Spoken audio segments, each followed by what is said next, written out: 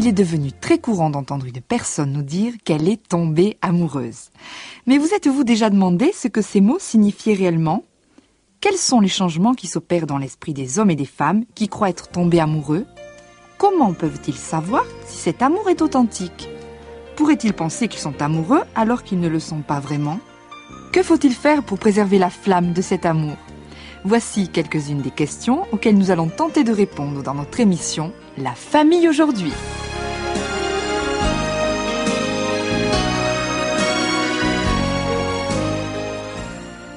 Au micro, Pascal Bardet qui vous souhaite la bienvenue à cette nouvelle émission en compagnie de notre invité, le Dr Dobson, conseiller conjugal et familial.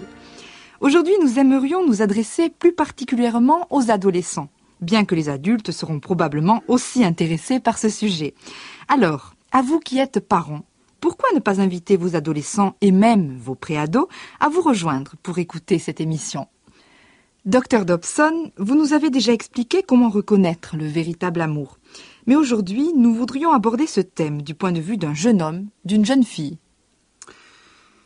Eh bien, Pascal, à dire vrai, la plupart des jeunes ne pourraient probablement pas répondre aux questions que vous venez de poser. En fait, il règne même une assez grande confusion parmi les adolescents concernant cet important sujet. Je suis convaincu que si le taux de divorce est si élevé, c'est en partie parce que les jeunes mariés n'ont pas bien compris en quoi consiste le véritable amour. Comment le reconnaître et comment décoder leurs propres émotions. Ah. Certains croient que l'amour romantique frappe parfois deux inconnus, au premier regard, comme un coup de foudre. On les imagine marchant sur le trottoir ou assis dans un lieu public et... boum. Leurs yeux se mettent à sortir des orbites, leurs oreilles commencent à tâter et leurs orteils se recroquevillent. Ça y est, les voilà tombés amoureux. Oh, je connais bien ce sentiment-là. Ça m'est souvent arrivé pendant mon adolescence. Oui. Ah, je regrette de devoir affirmer une chose qui paraît aussi peu romantique, mais ce genre d'amour instantané est malheureusement un mythe. Oh. On ne peut pas aimer quelqu'un que l'on ne connaît pas, qui nous est totalement inconnu. Attention, je ne cherche pas du tout à nier que des sentiments très forts peuvent vous envahir la première fois que vous rencontrez telle ou telle personne du sexe opposé. Il est séduisant, elle est ravissante, vous aimez ses yeux, le ton de sa voix et l'assurance qui émane de lui vous charme. Tout en cette personne vous plaît et vous vous sentez fortement attiré vers elle. Depuis l'instant où vous l'avez rencontrée, vous pensez peut-être que vous êtes tombé amoureux d'elle. Mais en réalité, vous êtes tombé amoureux de son image. Comme d'un masque qui cache la véritable personne. Vous ne savez rien sur sa façon de penser, ses habitudes, ses ambitions, ses craintes, ses projets, ses aptitudes, ses capacités, ou son éducation. Vous seriez peut-être bien incapable de déterminer si vous aimez cette personne dans sa totalité, puisque vous ne connaissez que son apparence. Mais docteur, ces sentiments-là ne peuvent-ils parfois pas déboucher sur un amour authentique ? Oui, quelquefois. Mais dans la plupart des cas, cet enthousiasme éphémère sera refroidi, évaporé, oublié en l'espace d'un an. Voilà pourquoi il est tellement dangereux de prendre des décisions pour la vie en se fondant sur des émotions aussi passagères. Il est difficile de faire la différence entre un feu de paille et l'amour véritable, parce que l'explosion émotionnelle que provoque un coup de foudre empêche une personne de raisonner clairement sur quoi que ce soit. C'est sûr. Mais en tenant compte de toutes les expériences qu'un être humain puisse vivre, il s'agit probablement de la plus exaltante. C'est encore plus fantastique que de surfer sur la crête des grandes vagues de l'océan Pacifique. Mais lorsque ce sera votre tour, souvenez-vous de deux choses. Tout d'abord, permettez-moi de dire que le coup de foudre est fortement égocentrique, c'est-à-dire centré sur vous-même. Égocentrique, vraiment ? Oui. Je vous donne un exemple. Oui. Lorsque je faisais mes études à l'université, il y a bien des années maintenant, mes parents voyageaient constamment. Quand je n'avais pas de cours, je n'avais pas d'endroit où aller. En particulier, durant les mois d'été, je devais rester dans mon dortoir à l'université, pendant que les autres étudiants partaient en vacances chez eux. Une fois l'été passé, j'étais impatient de revoir tous mes amis, et spécialement les filles. Ah. Et puisque je n'avais pas eu l'occasion de sortir avec aucune d'elles depuis la fin du mois de mai. Invariablement, à la rentrée universitaire, le 12 septembre de chaque année, je retombais amoureux de l'une d'elles, n'importe laquelle. Mais vous m'étonnez, là. Le même scénario s'est répété 4 ans de suite. Je ne pouvais plus dormir, ni manger, et encore moins étudier. Je partageais ma découverte avec mes camarades d'études, et je leur disais « C'est extraordinaire d'être amoureux. Je n'ai jamais vécu quelque chose d'aussi fort dans ma vie. » C'était évident pour tout le monde. Je n'étais pas tombé amoureux d'une fille, mais j'étais tombé amoureux de l'amour. Amoureux de l'amour? Oui. Mais alors, comment peut-on faire la différence? Ne voyez-vous pas à quel point mon amour était centré sur moi-même chaque année au mois de septembre? La jeune personne dont j'étais follement amoureux n'était qu'un trophée à arracher. Elle était généralement remplacée et même oubliée avant le mois de janvier. Le véritable amour est très différent du coup de foudre passager. Au lieu de se concentrer sur mes propres sentiments, le véritable amour se concentre sur l'autre personne. Il engendre un profond désir de rendre cette personne heureuse, de répondre à ses besoins, à ses désirs, et de protéger ses intérêts. Le véritable amour pourrait être décrit de la meilleure façon en disant que dans tous les domaines de la vie, il n'est jamais égoïste, même si cela demande un sacrifice personnel. Oui, je vois la différence, mais quel était le deuxième point important que vous vouliez partager avec nos jeunes auditeurs concernant le coup de foudre? Si quelqu'un ne devait retenir qu'une seule chose importante de cette émission, c'est la suivante. Un coup de foudre ne dure jamais longtemps.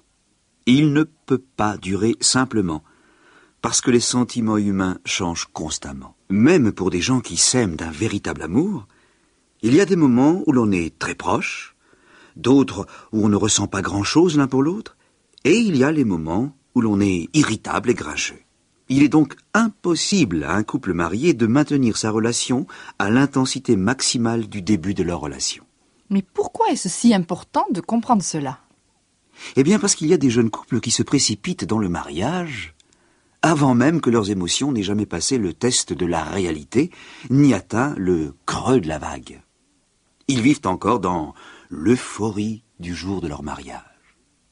Et malheureusement, dans les mois qui suivent, un beau matin, ils se réveillent sans avoir ce sentiment exaltant au fond du cœur, et le choc est très dur.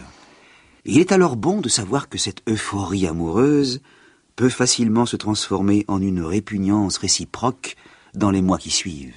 Il est toujours surprenant de constater que ces malheureux jeunes couples qui se retrouvent au tribunal pour un divorce étaient tous persuadés au début d'être amoureux.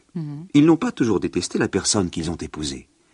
Il semblait même y avoir un temps où leur bonheur paraissait à toute épreuve, épargné à jamais de toute difficulté. Mais ces doux sentiments ont fondu comme neige au soleil, pour finir dans les égouts. Il est bien évident que les jeunes devraient comprendre d'avance que chaque mariage aura son lot de conflits, qu'il soit fondé sur un amour véritable ou non. Ah oui, oui, certainement, Pascal. Et même les personnes qui s'aiment vraiment ne sont pas toujours du même avis. Il leur arrive de ne pas être d'accord. Oui. Ils peuvent aussi devenir irritables, avoir des altercations ou même se quereller de temps en temps. Je vous donne un exemple typique de ce qui provoque souvent des conflits entre un mari et une femme, pourtant remplis d'amour l'un pour l'autre. Un père de famille rentre chez lui, exténué, après une mauvaise journée de travail. Son épouse l'accueille sur le pas de la porte, étant tout aussi fatiguée que lui. Les enfants lui ont mis les nerfs à fleur de peau. Sans attendre, elle lui annonce que le robinet a une fuite, qu'il y a de l'eau partout sur le plancher et que tout est allé de travers pendant la journée. Les conjoints sont maintenant tous les deux au bord de l'explosion. Ils bouillonnent. Dans ces conditions, c'est très facile, même pour des personnes qui s'aiment vraiment, de s'engager dans une altercation violente et de se disputer. Sans aucun doute. Sans compter qu'il existe des divergences de vues tout à fait légitimes sur des points importants. Ils peuvent ne pas être d'accord sur la façon de dépenser leur argent, sur le choix d'un appartement ou sur bien d'autres questions qui les divisent. Évidemment. Mais malgré ces difficultés, il leur est sans doute encore possible de s'aimer profondément. Mais absolument, absolument. Peut-être est-ce utile de souligner cela encore une fois. Je n'ai pratiquement jamais rencontré de ménage qui soit assez stable et harmonieux pour que le mari et la femme n'aient jamais ce genre de désaccord. Il faut vous attendre à bien des conflits dans votre mariage, même si vous êtes passionnément amoureux l'un de l'autre. Pour être plus précis, je dirais même que votre première année de mariage sera probablement la plus difficile de la première décennie que vous vivrez ensemble. Ce sera un temps d'adaptation très important. Vous aurez à décider du fonctionnement de votre mariage. Par exemple, qui de vous tiendra le cordon de la bourse ou qui décidera du lieu de vacances?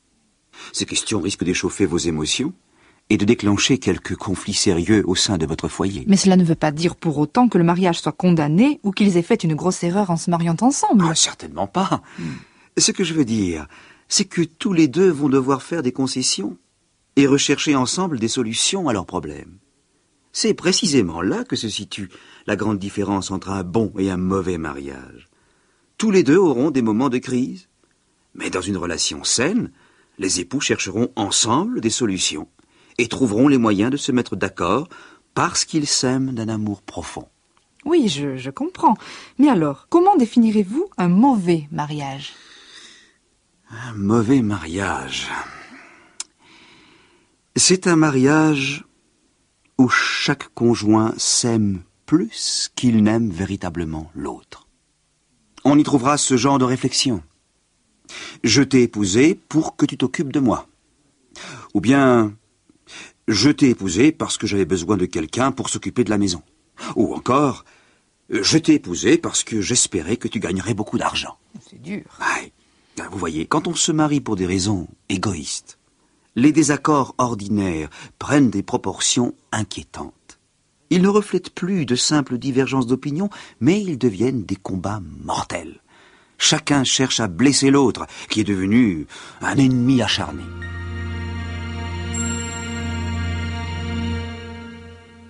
Il est évident que personne ne souhaite retrouver ce genre de tension dans son foyer après le mariage. Mais elles ne sont pas toujours faciles à éviter.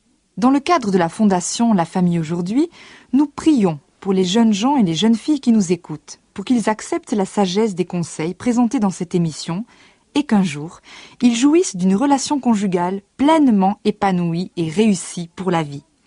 Oui, c'est possible de jouir d'un amour pour la vie, mais uniquement lorsque les conjoints s'engagent non seulement l'un envers l'autre, mais aussi à faire réussir ensemble cette relation conjugale. Comme quelqu'un l'a très bien dit, l'amour ne s'achète pas clé en main, c'est quelque chose que l'on construit. Cela ne dépend pas des humeurs et des sentiments du moment, mais de la certitude que vous avez engagé votre volonté à rester ensemble, quoi qu'il advienne. La documentation qui a servi de base pour réaliser cette émission était tirée du livre du Dr Dobson, « Prépare-toi à l'adolescence », publié aux éditions Berekia. Ershkis Faloudi prêtait sa voix au Dr Dobson. Quant à moi, Pascal Bardet, je vous invite à nous rejoindre pour notre prochaine émission de La Famille Aujourd'hui.